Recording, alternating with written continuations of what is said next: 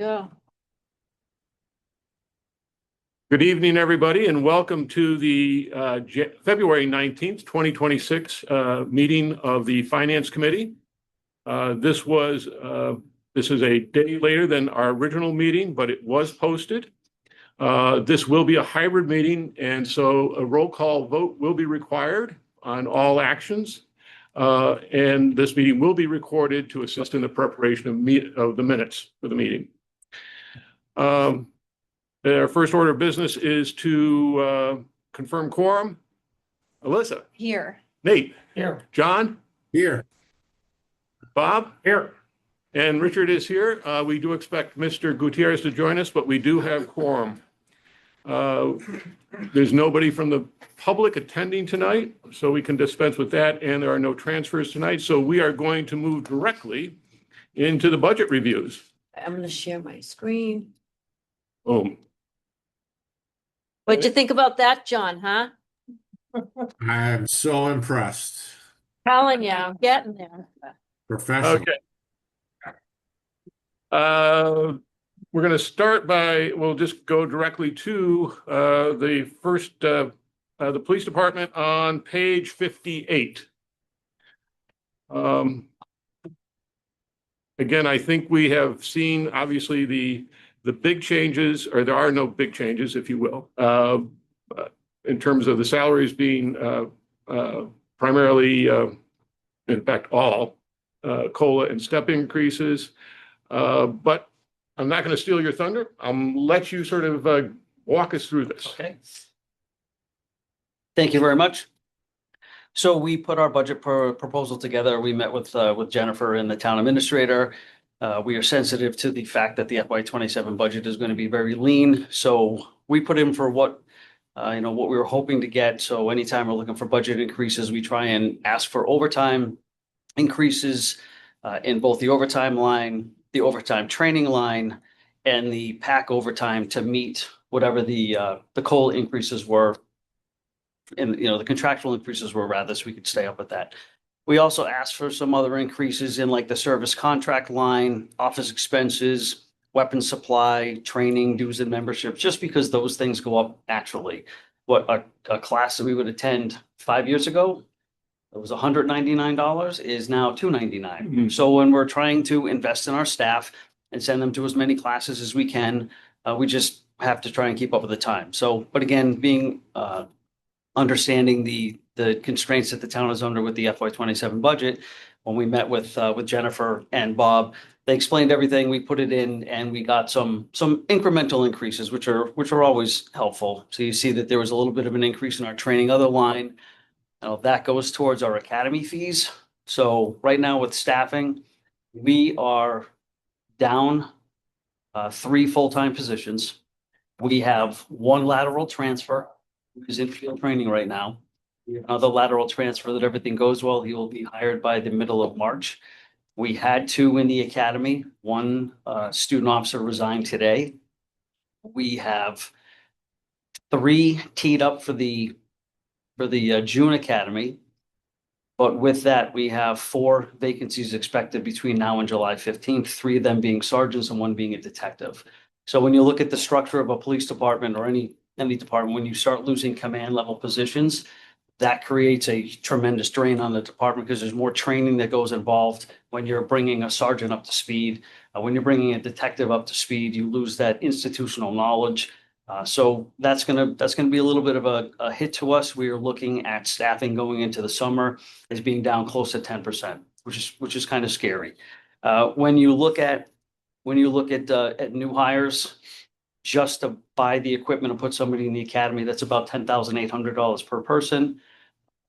A couple of years ago, it was passed that we could no longer pay them a student officer rate. So if we hire somebody with a master's degree and we try and hire the most educated individuals that we can get, if we hire somebody at a master's degree level, they're coming in much higher than what we used to be able to pay them before. So that gap in the base pay versus what we were paying them, we would use that delta to make up any differences in overtime. That is now gone. When we hire somebody and we put them in the academy, we're paying them their full-time rate when they start all the way until they're done.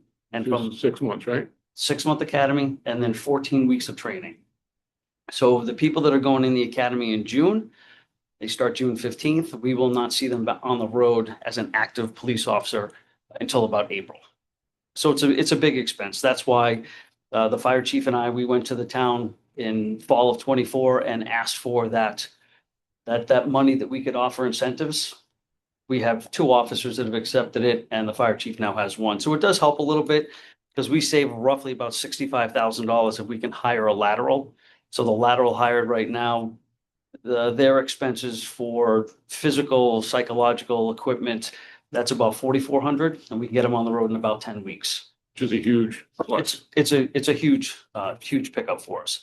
One of the things that we did ask for in the FY27 budget, and the town administrator spoke about at his meeting, was trying to get a 4th lieutenant position. We have not increased our command staff in about 25 years. Many things have changed. There's a lot more administrative work that has to be done when you talk about trying to go for accreditation. POST, which is, Peace Officer Standards and Training, that came along with police reform. I was on a Zoom meeting with POST today, and they're talking about making changes to the use of force policy that every police department has to adopt. They're writing a policy right now on how to do an internal affairs investigation, which we all have to adopt. At some point, POST is going to mandate that all police departments are most likely accredited, which that really takes up one entire body to do just that work. So we're doing that right now with 3 lieutenants, and it's tricky, but we're getting it done. Challenges that we're seeing is, that we had to reduce funding from the school when it comes to our SROs. So right now the school is only paying for 1 SRO, and we have 2 over at the intermediate school. So that right there, we picked that up. And then just a lack of available funds for, again, I talked about training increases. The cost of seminars has gone up, overtime to pay people to go to training. And what we're really trying to do is invest in our employees. We don't want people to leave. And the way that we can keep people here is to make sure that they're trained, that they feel valued. And I know that the town does a great job doing it. We just try and get creative to do it a little bit differently. And then we are falling way behind the technology curve. Law enforcement is 2 or 3 steps behind the criminals that are out there using technology. We have 1 detective right now that solely works on cases involving technology, which is just about every case that we work on. He brought me about a month ago a wish list of software programs that he could use to investigate crimes. And it's about a $40,000 a year expense, which we know that we don't have. So we have to pick and choose. And it's Detective Rivet. He's very good at finding free classes. So he's going down to Alabama in a couple weeks, or maybe a couple months. I know he's coming up. The last class he went to, he came back with about $40,000 worth of computer equipment and software that we get to use for the year. So by him going out there, getting the training, then coming back and recording and reporting back to the Secret Service, that saves us money. But those are things that we have to start looking at in the future. We use a translation service. So if we have a call that we can't understand the language that the person is speaking, those calls have gone up exponentially. The cost has gone up exponentially. We used to pay probably $100 a month. We're now paying $250 a month for the language line services. So it's just we know where we stand with the budget. We wish that we could get more money, and that's why we asked for it. But we're also sensitive to the way that the town is. We talked about earlier before the meeting, call volume. Call volume is steady. We're still averaging about 32,000 calls a year for service. But it does fluctuate with the types of calls. So you'll see that like a B&E, a break into a house, is down, but a financial crime is up. Where an officer would go to a B&E call, then they could handle that call in about 30 minutes and then pass it off to a detective. Somebody now could take a financial crimes call and they could spend an hour talking to the person, going through bank statements, trying to figure out what happened. And then a detective can spend 3 or 4 weeks working on that one case, trying to get subpoenas for banking information, record information, get that, and then try and figure out where the money went. So we took a report just the other night. A person who is a taxpayer in Yarmouth but lives elsewhere, almost $1 million lost in crypto. Oh, That they're working with the FBI and another local police department. So those are the cases that we have that are extremely time consuming. And then, again, I talked about it. We look towards training our employees. We're trying to create a career path for our officers. We want our officers to become detectives, become supervisors, and that training starts at the base level. And then once our sergeants get promoted, we try and then get them trained up so that they can become commanders. And eventually we would like our lieutenants to be the next chief and deputy chief. So all of that employee development is just, it's costly. The classes, some of the classes are free, but some are not, and some of the more, the classes that'll get them trained better to take over those positions, those are the ones that are more expensive. Like we're sending one lieutenant to a command school in Chatham, and that class, just for the class, was $995 for 4 days. But it's worth investing in our staff, so that again, when I eventually leave and somebody else takes over, that we have that succession planning in place and we have our people ready, and then they feel valued, because we don't want people to go anywhere. And then just some real quick call volume numbers. You know, we had 2 fatal crashes in 2024. Unfortunately, we had 5 fatal crashes in 2025. Our traffic team does a great job going out there, stopping cars for speeding, distracted driving, failure to stop in crosswalks.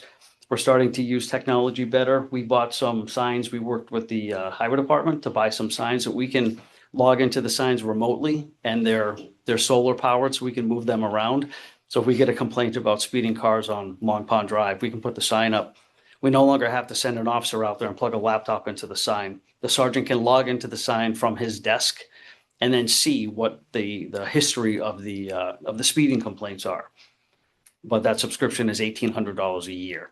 So you have to look at the benefit of the technology versus the time savings in man hours, for lack of a better term, for going out there. So we're trying to work on that. We applied for grants.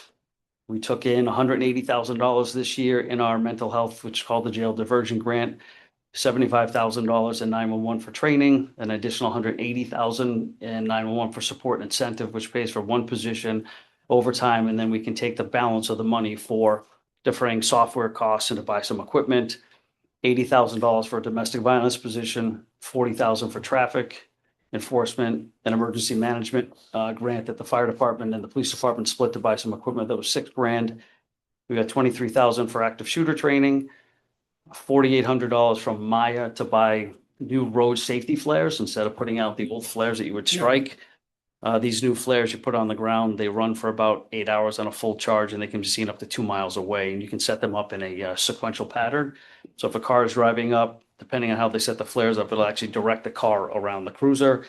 And then every year we get about $3,000 from the federal government to replace body armor. So it's a 50% replacement. So we just project how many vests we think we're going to replace. They give us 50% of that money, and then we can apply for it, and it comes back to the town. Well done.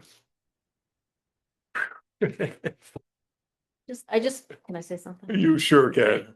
I just want to mention that, everybody knows it's like every year is a tight budget year, but, it gets very tight, and, we wanted to make sure we got the requested amount in there, and then you see what the recommended is. But we have been talking to department heads, and we do look at, if you have extra salary money, we will transfer that into expenses in order, to, cover any gaps. In other words, we fully support and will pay for, any training that you need or things like that, knowing that, the issues that the department faces.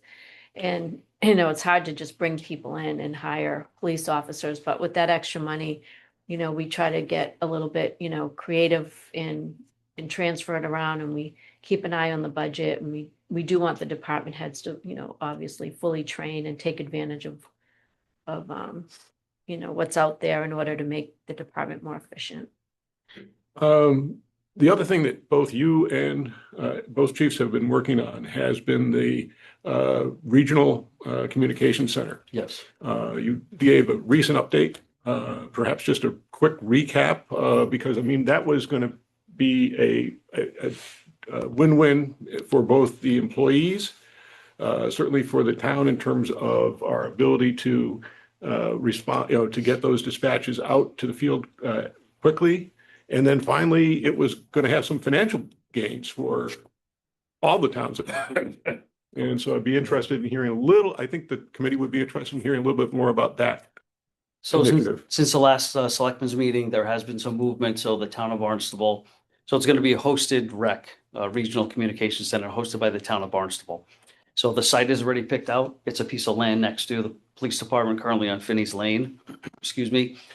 Just 2 weeks ago, I was on a panel to interview prospective executive directors. We have pushed the candidates forward to the town manager for final approval, and we're hoping in the next couple of weeks that the executive director will be picked. The town of Barnstable, in conjunction with the fire chief, myself, and then the other chiefs, thought it'd be a good idea to get that executive director on board quickly, because there is a lot that needs to happen with this project. We're building this from the ground up.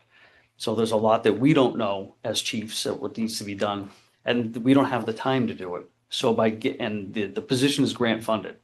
So we're hopefully going to get this person on board in maybe a month, and then we will start working on the nuts and bolts of getting more grant funding. So right now, there's about, I forget the slide, but I want to say we've received about 800,000 so far. They're going for more money for more site plan and design work. Once that's done in March, mid-March, the big grant is going to open up. They're going to request several $1 million to start putting shovels in the ground. 911 will only fund what you can get done in a fiscal year. So they're gonna start moving towards that. So I think we're looking at probably now it's going to be closer to September of 28 before the building would open. But for the cost savings, looking at it, so 911 will fund the center fully for the first 4 years. And then after that, it goes to 50% and then 25%. So I think just the police department number, the savings from the police department side of it would be about $800,000. And then we have to start looking at, do we have a dark station? Do we not have a dark station? So we've had, some basic conversations with that to see how that's all going to work out. But it is moving forward. It's not moving forward as quickly as we would have hoped, and for no fault of anybody. It's just the way that the grant cycles work and making sure that we have all the pieces in place. But we're confident that we have a really good plan in place. And once the executive director is hired, we get that big grant done, then we can start sitting down and start talking about the nuts and bolts. The fire department is better suited for regionalization than the police departments are. They have more of the groundwork laid. So for the police department point of view, you have Sandwich Police SOPs, Barnstable Police SOPs, which is standard operating procedures, and then Yarmouth. How do we meld them together so that we do the same job, but we use different 10 codes? Some departments are strictly, normal language. Other ones, say like a car stop is we're 013. For Yarmouth, that means we're stopping a car. For Barnstable, it might mean, come back to the station. So we have to start looking at all that stuff operationally and start mixing it together. But we have good crews that want to get the work done. We've been working with our communication staff now, keeping them up to speed on what's going on, sending them to some classes so that they are better prepared for when the merger finally happens. But there's still quite a bit of work to do, but we're moving in an upward direction. So this would be then potentially FY 29? 29, yes. Yeah, Yep. okay. So a couple of years from now. Yep. The other thing, also your capital includes our routine, bring on the new vehicles as they go off. So that's always good. I did notice in the fuel consumption data that there is a downward trend, and I'm sure that you guys aren't driving less miles. So it seems like there has been an advantage to going hybrid. Yes and no. Yep. The hybrid does sound like it's a good idea, but the hybrid cars are labor intensive. We just picked up a car from the dealership not too long ago, and it ran for a couple of weeks, and we descended back up. I know that the building department, if you look at their cars, they're actually cruisers, so they're the only ones that they can get, and they had to replace an entire battery in one of the cars already. The hybrid cars did not hit the mark that they were hoping to, and the consumption the fuel savings rather was when the car idles, the engine shuts off, and you go to a pure battery. It was supposed to save about $2,800 a year. I don't know if we're seeing that, but we've had to lean back to the cars that were available, and most of those are gas, because we would literally have an officer driving to a call and the car would shut off. And That's never good. And it would go 10 miles an hour. We would take it to the dealership and they would look at it and say, we can't replicate the issue. And they would send it back to us because it would fix itself after like 24 hours and then the car would die again. So from an officer safety standpoint, a police department morale standpoint, we can't have our staff out there driving cars that just turn off on them when they're going to calls. But we are looking at, we did purchase the admin cars. We got Chevy Impalas. which have a much better gas mileage rating than an SUV. Right. So, we are seeing a savings there. And then I will give kudos to Jennifer and her team, Svetlana, because working with Axon, which is one of the big purchases, buying the tasers, because we were able to get the contract signed before December 31st. We saved $100,000 over the life of that contract by signing it early. And then with Motorola, with our body cameras, again, working with Jennifer and Svetlana and the team, we were able to lock in 2025 pricing for 27, 28, and 29 with our body cameras and cruiser cameras. So we're not going to see an increase there.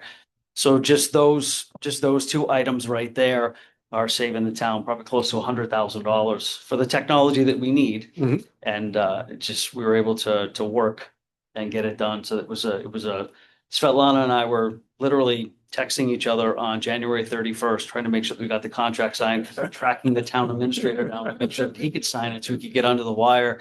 And we got it done. And it's a big, That's a very big deal. much needed equipment. And we were able to push it through, but we couldn't do it without the assistance of Jennifer, her team, and Svetlana. Yeah. So glad that we were able to get it done. Wow.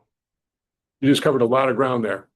I'm going to turn, and Raphael, thank you for, I see that you're on as well. Open the floor Thank you. for questions related to the budget for the police department. Anybody have anything Chief, specific? I'd ask a question. Both you and the fire chief seem to have the same challenge in terms of trying to find people, right? That's a serious challenge for you, obviously. What's the age now of the average police officer? And are you getting to a point you're going to even lose more police officers because they reached an age that they're retiring? No, so our 3 new hires, 2 of them are graduating from college on May 15th and starting the academy a month later, so they're 22 years old. The lateral transfer that we're hiring, one officer's got 20 years of experience. Would work for a police department, went to the sheriff's department, and now wants to come back and do his last couple of years, probably 5 to 10 as a police officer and then retire. So you run the gamut. We go to a lot of college fairs.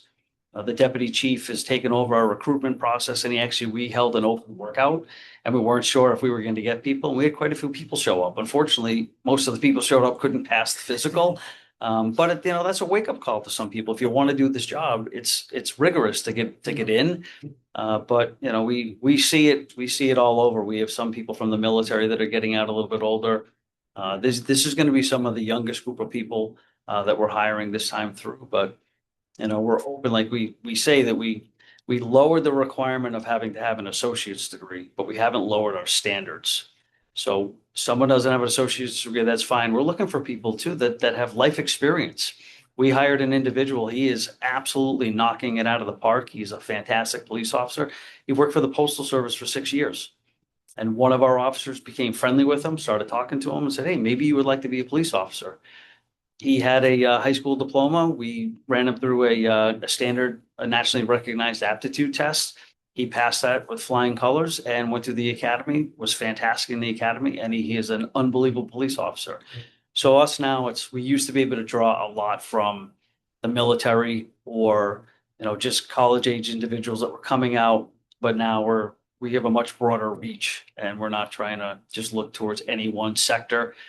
We have an open enrollment policy. We don't do a test anymore because it was cost prohibitive. And it was really kind of silly for us to charge somebody $150 to come and apply to the police department and then maybe not even get an interview.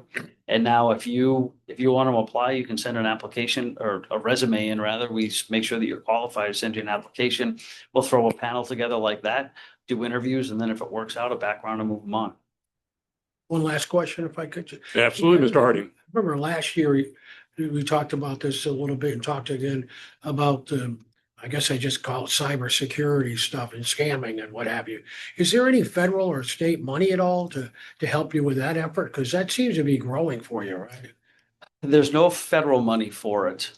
State level, there's one grant that we use. So some money we're using this year for active shooter training. So we got $23,000 to run all the police officers through a 3-hour active shooter training. When that grant comes out, it's called the Justice Assistant Grant. we can look at different areas that the grant covers and see if it fits. So I could potentially send a detective to training or officers to training. The big support that we're getting is when I said that we're sending Detective Rivet to the Secret Service training.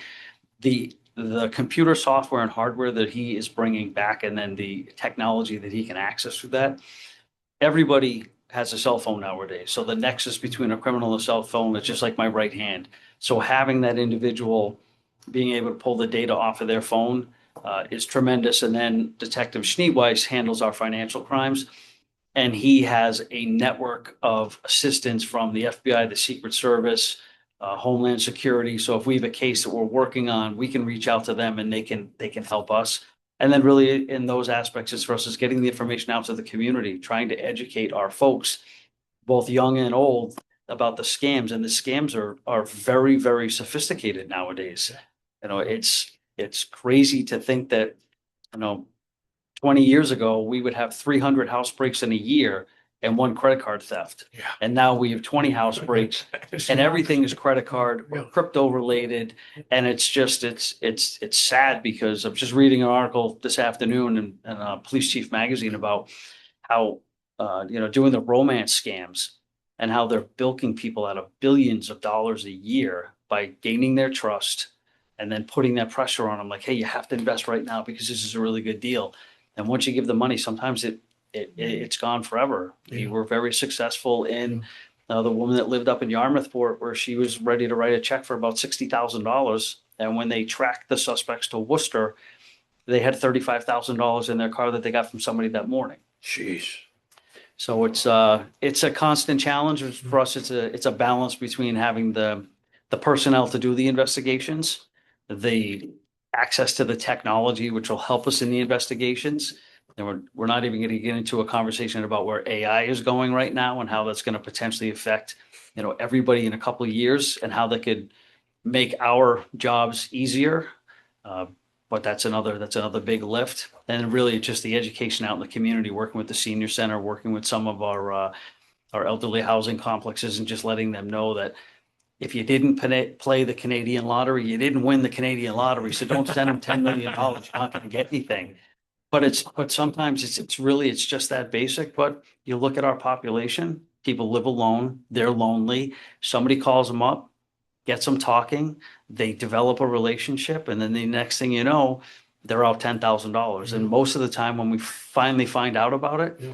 it's not the first or the second time it happened. It's the third time, but they were just embarrassed because they realized that they got scammed and they didn't want to say anything about it. So it's that challenge, but that's why our community policing programs are so strong.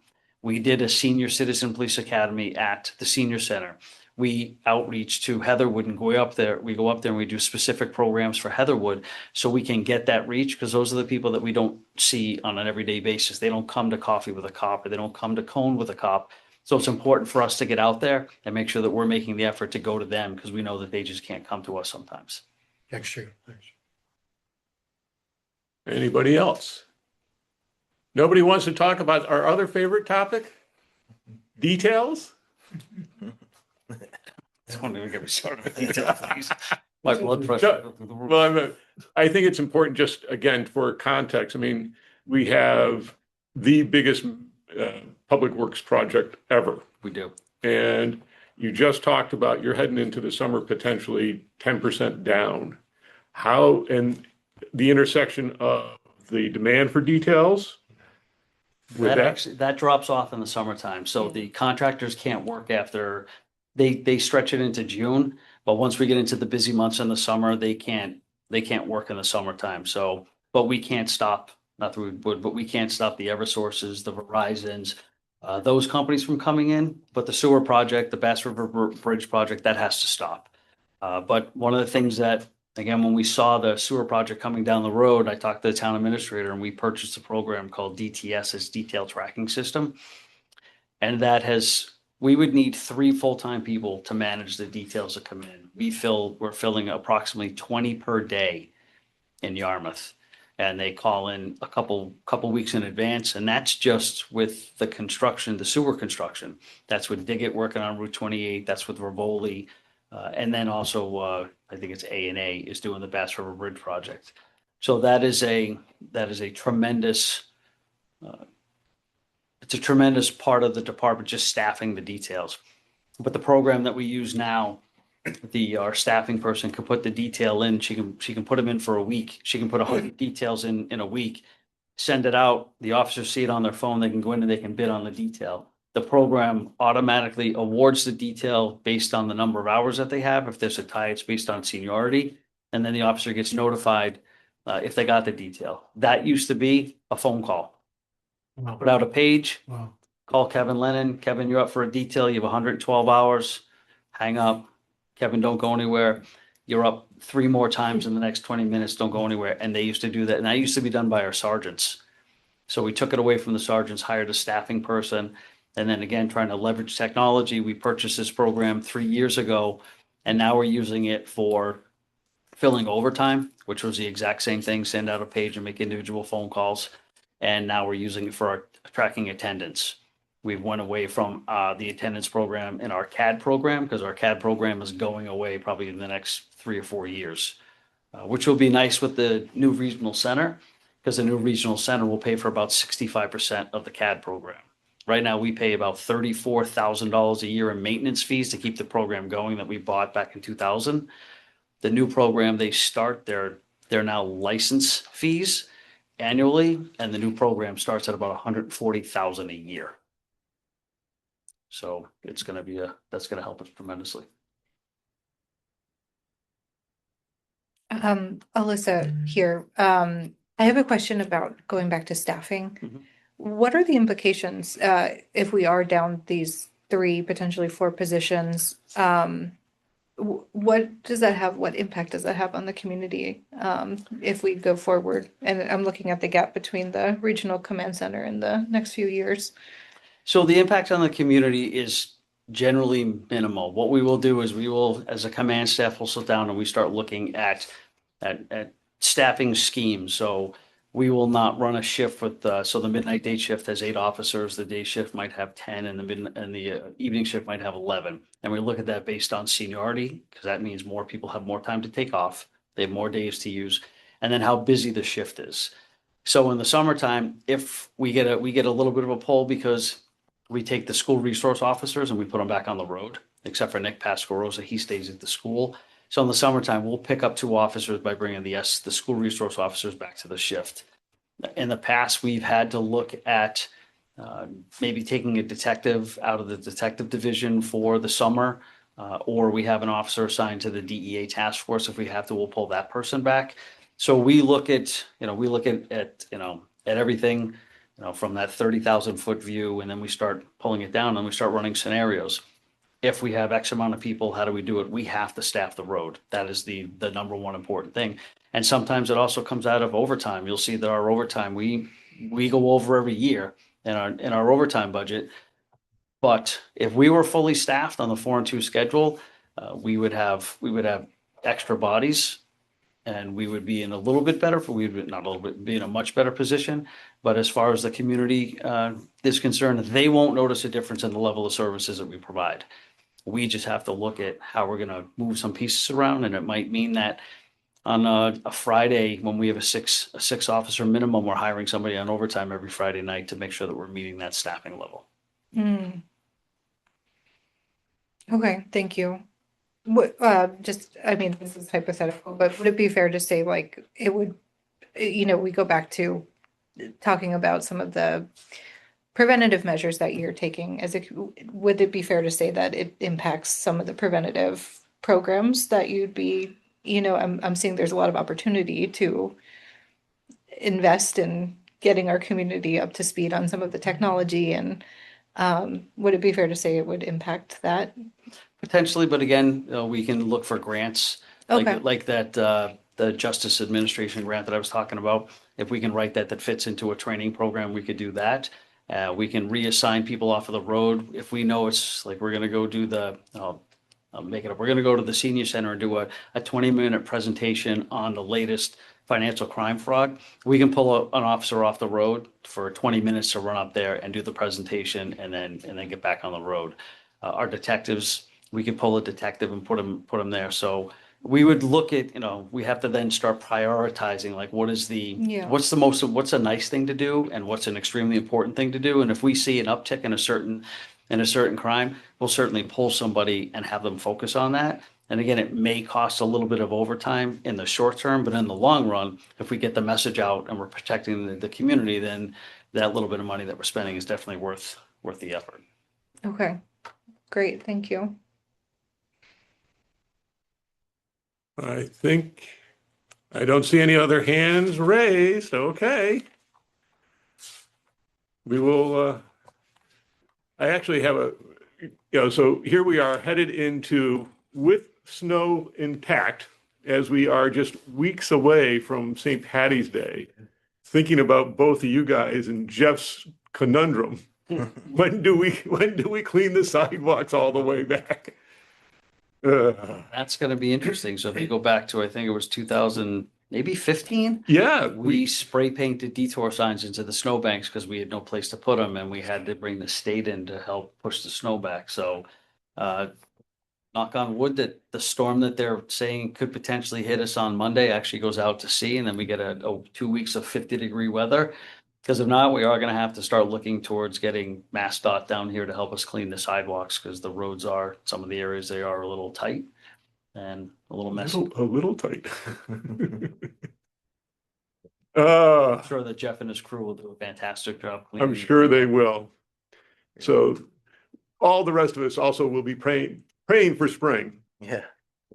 See what happens this weekend. Yeah.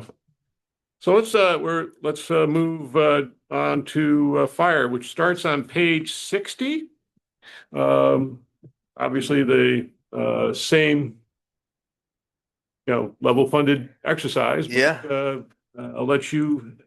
I can't help but think about the tragic problem with the couple that sort of just chased their dog into freezing ice water, and thinking about the training that the staff that the first responders had to have, the dive teams, all of those things that you guys have as second nature. It just sort of shows you how critical I know. training it's is. tough, and we preach, stay off the ice as much as we can, but unfortunately, curiosity is what it is. And, what you have this year, I don't think I've seen ice like this on the bay in 20 years, but they see it, they go close. The whole scenario, maybe you know more than I do, but it sounds like they may be chasing the dog.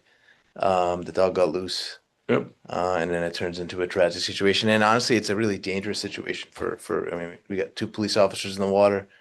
And then even after on search and recovery efforts, diving in that situation, even though it's not deep, it's extremely dangerous because You got those the big ice, chunks of ice. Sort of the ice coming at you. movement and the tides moving in a different direction than the ice, and it's very difficult to keep track of your divers under those conditions. So I'm fortunate that nothing else happened after. I know that's still a difficult situation because they haven't found. But I think it reinforces again the excellent effort that you guys and commitment that you make to training, because it's that training that does kick in Sure. when when there is a disaster like that. Exactly. So Yeah. I steal your thunder. No, not at all. Not at all. No, I appreciate it. Thanks for your attention. A lot of what the police chief said is similar with us. We were fortunate last year. We settled the collective bargaining agreement over 3 years. And then so that's kind of that big increase that you see in the salary item for us. That's, if you kind of look at it, it's almost 2 years worth, because the year before we hadn't settled the contract before we had done that budget. And on top of that was we actually increased staff again. We were fortunate enough to add 4 new staff on the floor and a new administrative position with a new deputy chief. So that's what that big increase that you see in the salary line item is due. It's incorporating what we raised with the override into the budget there. And then in a similar fashion, trying to keep up with the increases in the COLAs, just tried to raise our overtime for training up a little bit to meet that need, because obviously you have more people then they need more training. And then obviously with the COLA increases, overtime to send them to training costs more over the next year.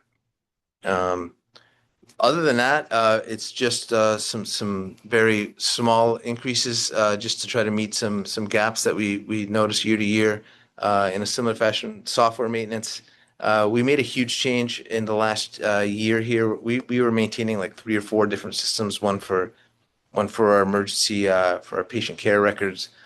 We had another system for our daily staffing to do our scheduling, and then another system for some of the other things that we did. And we combined them all into one software package that does it all. Which is great, but it's and it also has a lot of this automated features where it's hiring overtime automatically. Which they set up some rules and you got to work them out with the union. But it's great because it frees up. It literally they were doing the same thing on a daily basis, calling people on the phone over and over and over again to try to staff positions, and they were spending a lot of time doing that. So we moved forward with that. It's a big software package that basically takes up that whole line item, but that has a contractual automatic increase in it every year. So it just it goes up. What's that? That's First Due software. It's called. And I think it's a 5% increase from year to year. That's built into their contract. There's a increase of $10,000 just to keep up with our ambulance billing is obviously based on call volume. I mean, we do more ambulance calls, and then there's more fees associated with those calls. So that we were trying to make that number up. Although I just realized we did raise ambulance fees. Yeah. So that number is going to go up even more. But so it's all right, it is what it is. And then It's what it is. And then on that lower section, that $24,000 increase in protective clothing is part of the collective bargaining agreement in a clothing allowance that went up $300 per member. With 80 members, that's what you get to that number there. So that's how that Goes up fast that way. goes up quick. Exactly. But no, we have a lot of the same challenges. A lot of retention is still a major issue for us. And to answer your question, we are kind of split up in thirds right now. I think a third of our department is 20 years or more. We have another section of our department that's between like 20 and 10 years. And then the bottom third is all less than 10 years. So we're getting to that point where in a few years, we're going to see a lot of retirements. And then in that, we're still seeing some retention issues with departments around us are growing. The other departments have seen that same increase in call volume and looking at growth. We lost another guy to Orleans Fire this year that we weren't expecting. We lost someone to another department in Fall River, but that I think wasn't That's another story. that's a whole nother story. We'll let that go. And then we had 2 retirements that we weren't expecting this year. So the kind of chasing, we're on that hamster wheel of hiring, which is just tough in a similar fashion. Each time we hire somebody, it's about $10,000 in gear, uniforms, background checks and medicals, and that adds up quick. So. So, I mean, you were supposed to have, I think, 88. So where are you in the same Yeah. boat where you're? We're short 3 positions right now. And then we are short 3, and we have 2 on long-term injuries that we're working through the retirement system, which is nothing is fast. One has been 3 years and one has been 2. Yeah. And they were like just waiting to hear, basically. I know they've gone to Barnstable County, but medical retirements just take a Yep. very long time. So basically short 5 spots right now. But like I said, we had hired 3 and then lost 2. So it's like we just keep spinning and then working through all that. But we keep pushing with the capital plan. We did a lot in this last year in repurposing some equipment.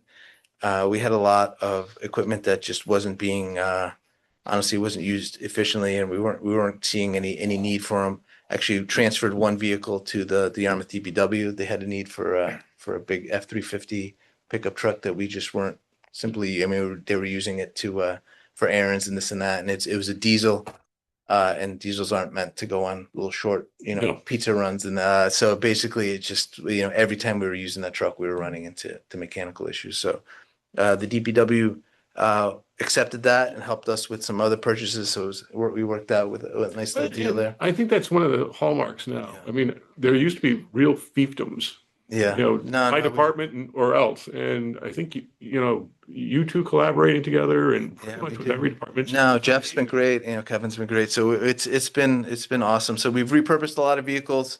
You know, we were able to use one of the vehicles that we had when we added that deputy chief's position. One of the concerns was having a vehicle for him to use, but we were able to repurpose something that wasn't being used as like a service vehicle for him. So that's worked out. And similar to you, you know, I keep bugging Jennifer to try to make $1 million purchases, but we're working on it. Our you know, I joke because we've gone from She always says yes. we've gone the plan over the next few years is to go from and I want to make sure I say it right, from six fire engines and a ladder company to 4 engines and Ladders. 2 ladders. So we'll be down 1 engine from what we've carried historically over the last 30 years. And unfortunately, we're seeing a lot of issues with these vehicles. You know, we try to get 15 years is when a fire engine is supposed to go from a first line vehicle to a spare, and at 20 you should be looking at retiring that, which is crazy for $1.5 million that you're only getting 25 years out of something. But you know, we've historically kept them longer than that, and I think it just turns into headaches of maintenance and safety issues. So And I remember from a previous session, you spoke about the specialized mechanic that is. Yes. I mean, it's not like you can just have any old mechanic work on these vehicles. Exactly. No, they need specialty certificates to work on these vehicles. And also the you know, the vehicle lifts. It's not like you can do this in mom and pop garage when you're trying to lift Ladder truck. you know, a 4-ton vehicle off the ground to work on it. So we're making some progress. Similar, we've found some vehicles. The other issue is you know, since you know we still talking about COVID, there's been delays in manufacturing. That if you ordered a vehicle today, like fall town meeting, we asked for money for an ambulance. They gave us an 800-day build time for an ambulance. Mhm. You know, so we order it today, you're looking at 2+ years before you even like start speccing it out because it's in a line behind, you know, a couple thousand other ambulances that other people are buying. So, so we're trying to get ahead of that by finding what we call like stock pieces where they're not so much customized. So they build like, you know, E1 is a manufacturer, Pierce is another. They build thousands of fire trucks instead of building one just specific for Yarmouth Fire, where we'll have to get behind, you know, the 50 trucks that Boston and FDNY is buying. They build one kind of like a base model, and we make some minor modifications to it, and then we get it sooner. Right. And by getting it sooner, you also save on emissions type work because every year they tighten the emissions on these engines and make them more expensive.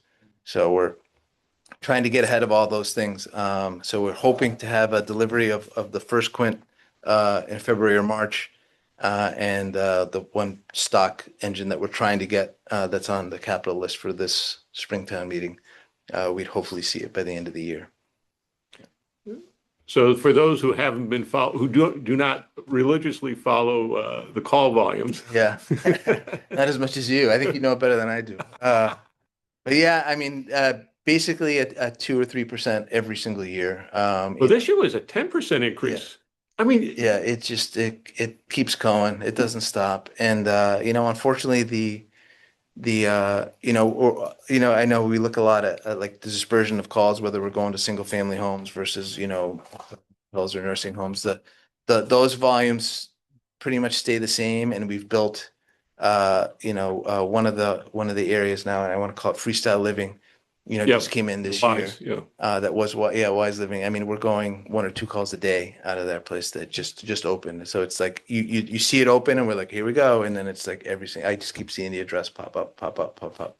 So that's something that we've talked about. I know that I've spoken with Jennifer about, you know, trying to look at a like a lift assist fee or something to recoup, you At know, least a little bit of. a little bit of something. Some communities have had success with it. I think more so as like a town bylaw versus as like a fee structure, like an ambulance fee. So I know that I've sent you some info on that one. Hopefully we can move forward with that. Yeah. Yeah, Jennifer. Yeah, you did send me, and thank you. That's really gonna be a discussion with, the town administrator. It would have to go to the board. If it's a bylaw, if we decide to do a bylaw change, then it goes to town meeting, but Right. it'll just be a process that we'll have to just push it through. Sure, sure. At least we're thinking about alternatives. Exactly, exactly. No, and that was part of it with increasing our ambulance fees a little bit. And we looked at other things, other communities were trying to recoup from motor vehicle accidents and those types of things, but it hasn't been very successful. So we kind of let that go. And we keep pushing with all our grant funding. The FEMA grants, we have two vehicles, actually one 400,000 vehicle that just got delivered. That was all 90% FEMA funds. So trying to get that on the road. And then, Department of Fire Services does a grant every year for equipment. We get about $20,000 a year typically for that. And then they also have what they call a SAFER grant, which is an education grant that we've really used, reinvigorated with that by getting into the schools and doing education with the elementary and younger audiences. And You guys do a tremendous job also with the kids at in the special education. yes, program. yeah, no, that's been a super successful program. So which has been great. concerns is that, without awareness, these kids could be potentially overwhelmed by an emergency situation. And so Right.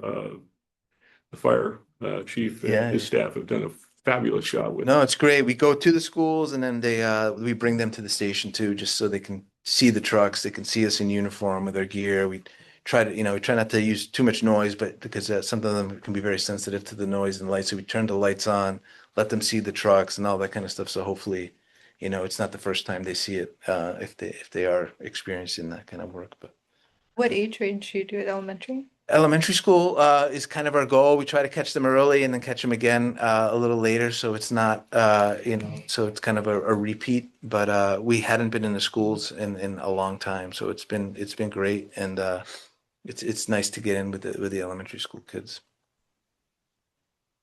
So so the other big thing that happened, and I because I do Yeah, track this stuff. So in ambulance billings, right? So, you have ambulance calls, which were almost 7,000 calls. And that translated into 4,500 bills. But of that, it was, a significant proportion were no transport. right. I mean, much higher than we've had in a long time.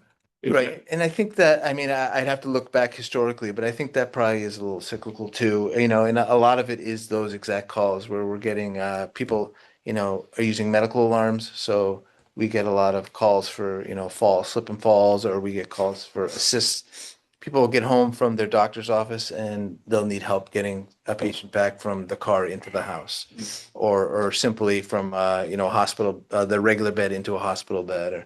So we do whatever we can to help. And I think that's a lot of what you're seeing probably in the no transport side. And I hate to see this one, fire events is up. Yes, we had a very busy year. You had a Yeah. very busy year. We had a very So they were, I think, seven, I think it's an all-time high, 96 fire events. So, yeah. No, it was a very busy year. Our fire prevention team does a great job. Unfortunately, there's certain things that we can't solve, and that's people do things that aren't always the smartest, and then there's also accidents as well. So it unfortunately keeps us busy. So at some point, will you be able to get that data? Yeah, I think I'm close. Like I said, we made that transition in our emergency medical or our incident reporting. So it's been a little messy trying to cobble it together. But This is the proportion that comes from senior facilities, the medical calls, which is part of, whatever we decide to do. yeah, Enough of, let's go around. Anybody want to put their hand up, because we've covered a lot of ground here. Okay, Could I just ask Chief a question? Sure. Chief, Mr. Harding. how inefficient is that building of yours?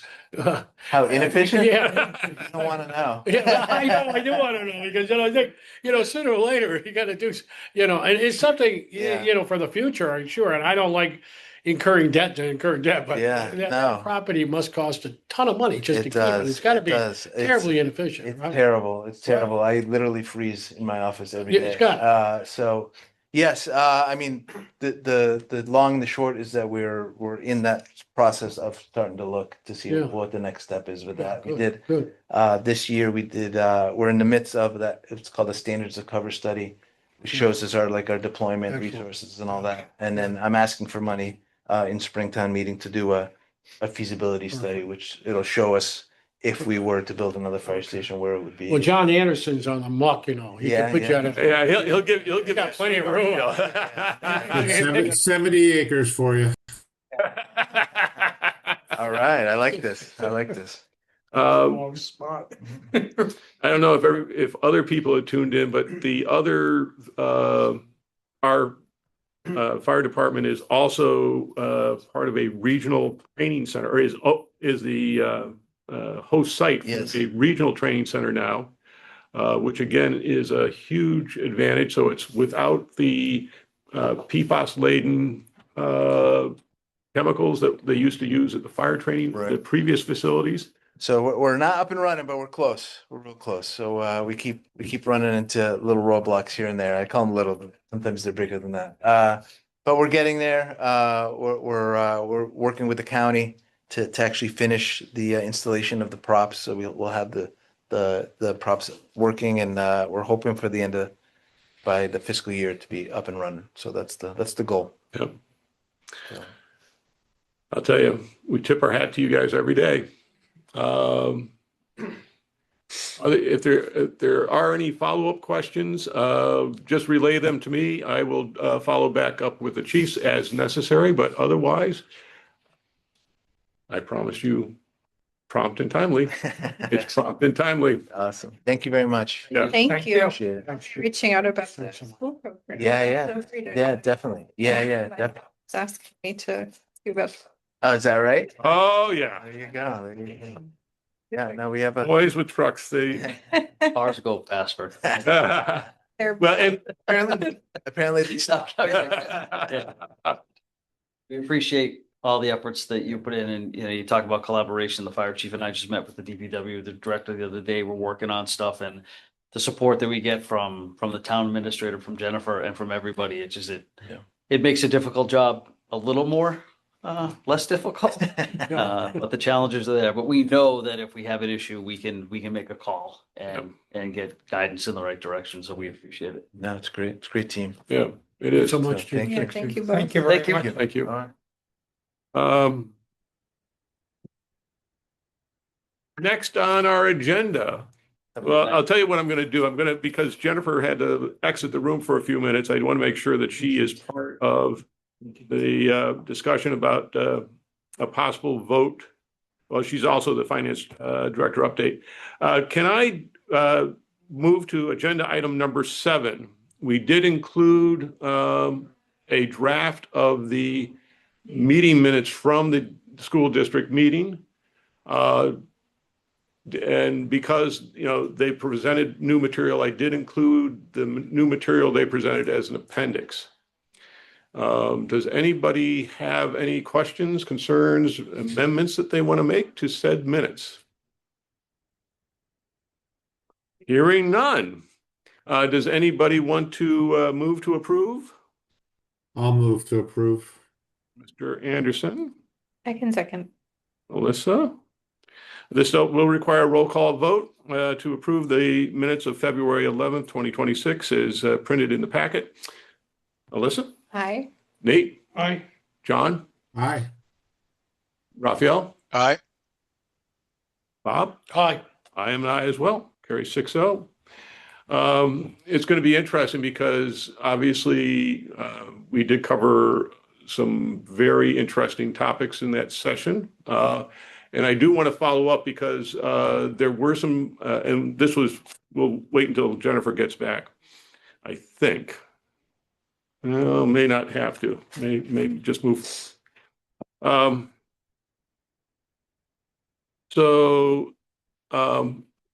We are in a state of flux right now as it relates to the school budgets. So during the past, before they left on vacation, I did get a copy of the detailed general ledger for the FY 26 budget. So I see. And so I have that loaded up in a spreadsheet so I can slice and dice by building type, by function code, by expense type, by program type. And I've produced a preliminary report which indicates that there may be $4 million worth of opportunity, which would bring us back into a no override situation if it all works out that way. We are meeting with the tri-board group, so the Dennis, Yarmouth, and school leadership are meeting on Wednesday, next Wednesday in the morning, I think. No, 3 o'clock. 3 o'clock. So we'll just go from meeting to meeting to meeting. There you go. And in advance of that, I've also done I've gone back and gone through the detailed year-end reports that the school district posted online, which is, again, first time ever. And that also provided a wealth of information. Specifically, and this is sort of where it's going to get really interesting, related to McKenty-Vento. Remember that? As part of the detailed reports that are included in the year-end reports, they provide the number of students who are being transported under that program. And the short answer is it went in 2023 from 17 to 20 to 27. So basically it's about 12% of the total population. So when we talked, remember the other time we almost made an assumption that it was a 1-for-1 transportation. So it's basically 1 out of 8 or whatever it is that are in a transportation situation. The rest do not require that specialized transportation. And a second part of that, so that works out to, I guess, and about half of that money theoretically is reimbursed by the state. So there's a lot more to unpack about the school budget. The timing of this, again, is going to be driven by the mandated requirements. So at this point, there's a lot of the unknowns have started to fill in. So 3 things are really good. One is on benefits. We knew that and again, Bob Rittenauer's magic, I don't know how he does this, but he was able to convince the board of the health group to hold the premium increases to 8%. That was huge.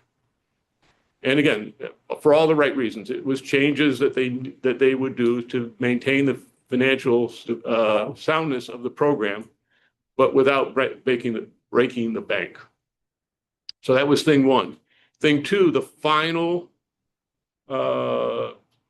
numbers came out from the Barnstable retirement group. And again, it was good news actually for everybody. Our assessment, or our, what do they call it, appropriation? The assessment. Yeah, the assessment. Our assessment came in, I think it was about 160,000 It was less. 115 less than what we thought. But let me just say that we're doing a $35 million bond issue in April. And so I've incorporated that into the budget, and I have new amounts. And what will be eating up that 115,000 is a principal and interest payment for the sanitation pad that was voted at town meeting a couple years ago. She does her magic. So I just want to let you know. So it's, But the better news is from the school district only pays for the non-teacher retirements. So since the bulk of their wages are teachers, which are covered under a state program, I think our assessment came in at like 6.3. 6% of the overall total. Yeah. And they were a much smaller proportion, even though they have a much larger staff size. So on the retirement piece alone, because of another factor related to the Medicare, that came in 800,000 less, and the savings from against the February 2nd budget. Right, the February 2nd was the one that was going to be the $3.2 million override. So we got 800,000 there, and another, theoretically, based on the percentage for the healthcare and some other things, should be another $700,000 there. So that's 1.5 out of that pie right there. So all of this has to be worked through. All of the changes have to be worked through. The school committee is required to vote a final assessment no later than March 13th. So at this point, I want to sort of give you guys a chance to, if you have some additional follow-up items that you want me to pose. I still, one of the things that we had asked for, remember the B, B3, P2? So we never got to the positions number question. So that's another follow-up that I'm going to try to wrap up before we circle back. But obviously, we're not in a position, because the numbers haven't been finalized, to recommend this at this time. Nate? All these savings that you found.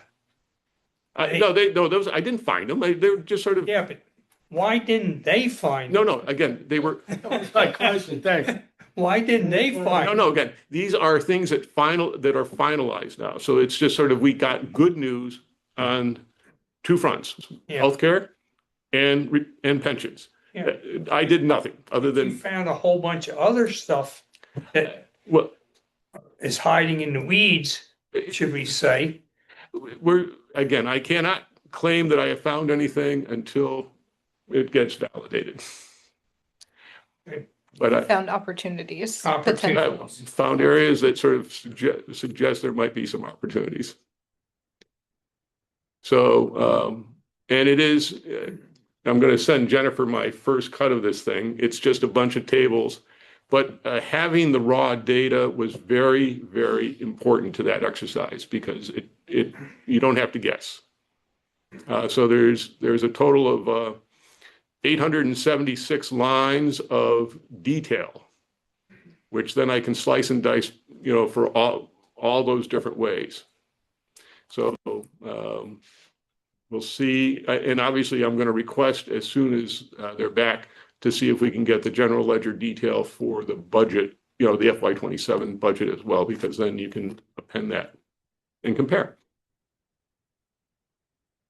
Other things related to the school budget? Okay. Stay tuned. Jennifer, do you want to have any, or are you just exhausted and ready to move on? No, I don't really have any updates. I'm good. I'm good, she says.